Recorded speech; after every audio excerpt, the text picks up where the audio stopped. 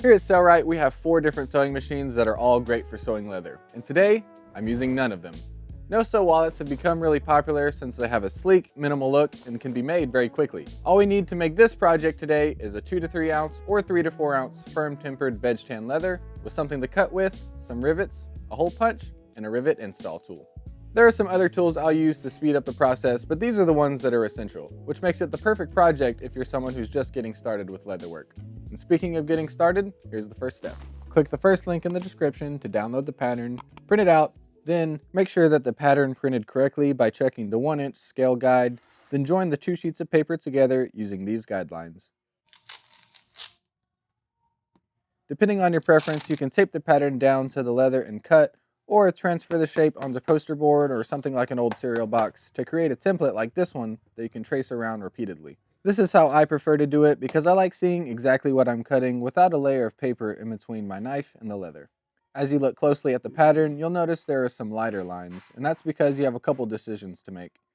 You can make a more simple version with the straight lines, or punch a hole for a grommet in one of these places if you want to add a lanyard or a chain. I'm going to make the more flowy version since it kind of harkens back to the wave wallet, which is the first pattern I made with Sailrite. I'm using a leather panel which already had a straight side, so I placed the straight side of my template against that edge and traced the shape and the positions for the rivet holes. One of those tools I mentioned earlier are these corner radius punches. I use these at the corners to help them look more uniform and to speed things up.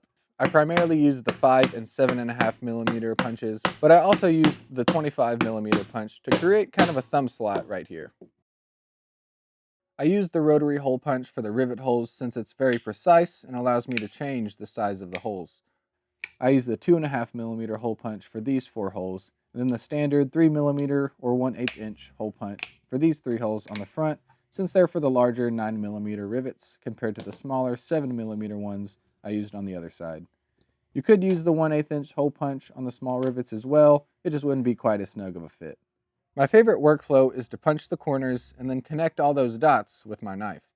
And if you don't have radius punches, you can cut the radii by hand or simply leave the straight angles.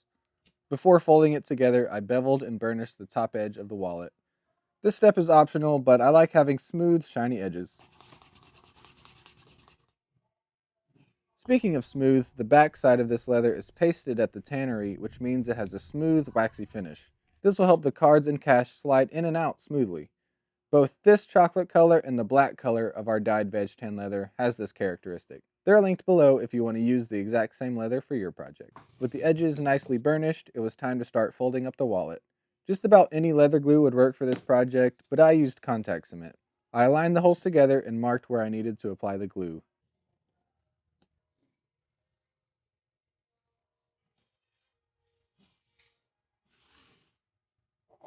And once the glue was tacky, I folded the pieces over, ensuring the bottom was flush and the rivet holes lined up. These 7 millimeter double cap rivets will be invisible, but they have an important function. They cause the cards in one of the pockets to sit higher than the others, making them more easily accessible. You could also sew this little shelf, but these small rivets hold the cards well and keep this as a no-sew project.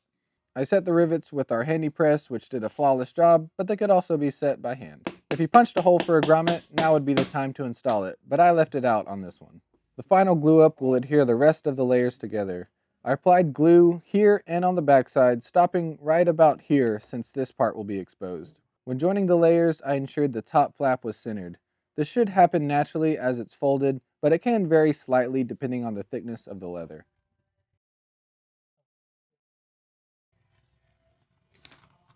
The front layer should stop flush with the side of the wallet.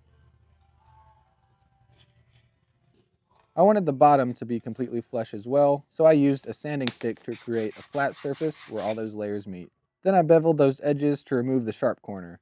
And make sure you do this before installing the rivets so the rivets don't get in the way of your beveler. With all the layers glued together, I transferred the rivet holes to the other layers. Using the holes I made earlier as a guide pretty much made this foolproof. I used 9 millimeter rivets with 9 millimeter posts, but this could vary depending on the thickness of your leather. I also made some prototypes with rivets and burrs instead of double cap rivets, which looked really cool as well. I set the rivets with the handy press since I wanted them to look perfect since they're in such a visible place. So I recommend a hand press if you have one. If not, be extra careful when installing them by hand. Make sure you strike the tool at the proper angle so the top and bottom caps don't become misaligned. If this is going to be your first time setting rivets, it's probably a good idea to practice on some scrap leather. Just make sure it's the same thickness as the wallet you're making. And you don't need to over crimp the rivet, just enough so that it's flat against the surface of the leather with enough pressure to prevent it from spinning or shifting. We're getting towards the end of this project, and the finishing touch is to burnish the bottom. I used gum trag, a wood slicker, and finished off with my canvas cloth. And that completes the project, so all that was left was to put some stuff in it. This wallet, or card holder, whatever you want to call it, will hold up to about 8 cards and several bills. It will also break in nicely over time and lay even more flat. I've been carrying one of my prototypes for the last couple of weeks, and I've loved it so far. And that wraps up this project. I think these look pretty great considering I made this one in about 15 minutes and this one in about 45. And I love this leather and would highly recommend it for this project. You can easily make 2 of them out of a 12 by 24 inch panel, so I'll leave links for that as well as the tools I used in the description. And don't forget to download that free pattern and try this out for yourself. If you do grab that pattern, make sure to subscribe to the channel to show us some support. I think that's a fair deal. Anyways, thanks for watching. I'll see you in the next one.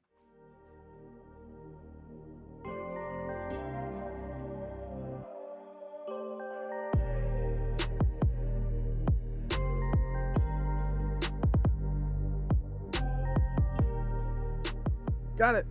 Hooga.